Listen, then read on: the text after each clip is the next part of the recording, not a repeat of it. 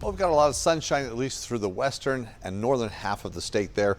As we take a look right now in St. George, 88 degrees, winds light currently, humidity low as we pick up the winds.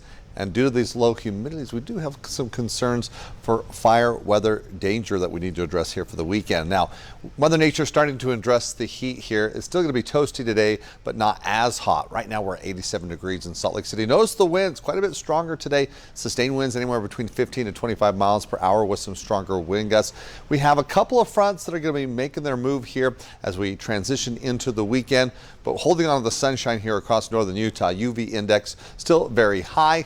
You got to have the hat, the sunglasses, the sunscreen as we're bringing the heat, but bringing temperatures down. But what about our chances of rain looking ahead? For St. George, it's just a flat line. For Salt Lake City, also a similar situation. But there are some areas here as we look across portions of southern Utah that we're going to be looking at. So we've got some fire weather danger in place as we look in south central towards southwestern Utah, as we're going to be looking at red flag warnings that'll be in effect. Now, from the Storm Prediction Center, where we can see the possibility of some rain showers, but more importantly, thunderstorm activity. We kind of split the state in half, leaning towards eastern Utah as we have a disturbance that's going to be making its move through, bringing those chances of some rain showers that could be heavy at times. Thus, from the National Weather Service, flash flood potential in the yellow category. Yes, it's a possibility as we look through many of the popular hiking areas, some of those slot canyons, dry washes. We're definitely keeping our eye to the sky. Again, that low pressure system as we look towards the south, pumping in that moisture, leaning towards eastern Utah. We're already beginning to see a little bit of activity, extreme southeastern Utah making its move up towards Blanding,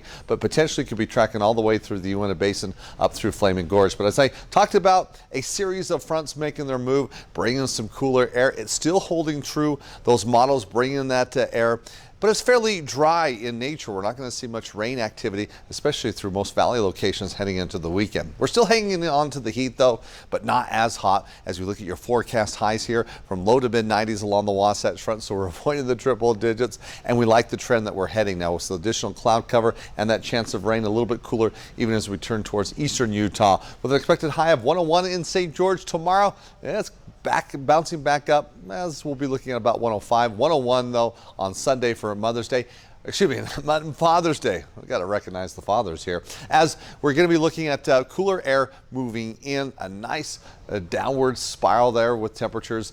As we look even for northern Utah, we're going to see much more of a significant temperature drop where we're in the triple digits yesterday. Today it's mid 90s. Father's Day, we're bringing the sunshine. Now it's going to be moments of some winds that we have to be aware of for the weekend. A few clouds, but we don't see the rain, and we see 70s in the forecast for 3 days. Look at Tuesday, right at 70 degrees. These are temperatures typically we're experiencing as we look towards the middle of May rather than the middle of June. So very nice weather on tap. We get that cool down. I think it's kind of well deserved. We were on that heat wave for quite some period of time, but looks like we're staying dry even throughout the weekend.